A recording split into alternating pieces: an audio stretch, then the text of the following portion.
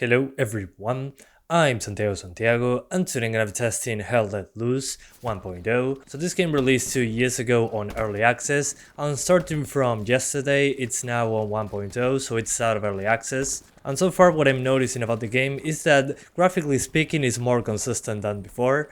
The animations are better, the game controls better in general. I also noticed that it uses more system RAM and video memory. This is an Unreal Engine 4 game, so we're pretty familiar with the options menu, but in this case lowering everything in groups seems to help the most. There's no single option I would say, hey, lower this one and you maintain graphical fidelity and you get higher performance. So again, my advice on this one, use presets. If you can manage to use epic settings, use them.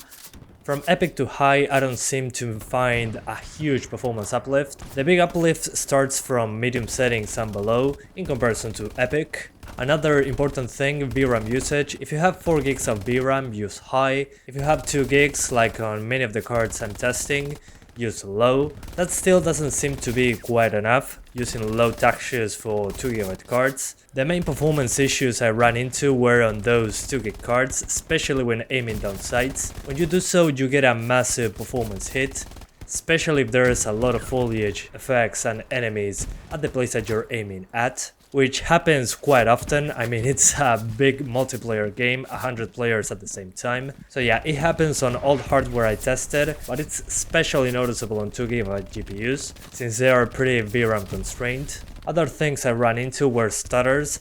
They seem to be from the CPU side. The game seems to require very high single-threaded performance on your CPU, so having a lot of cores doesn't seem to help.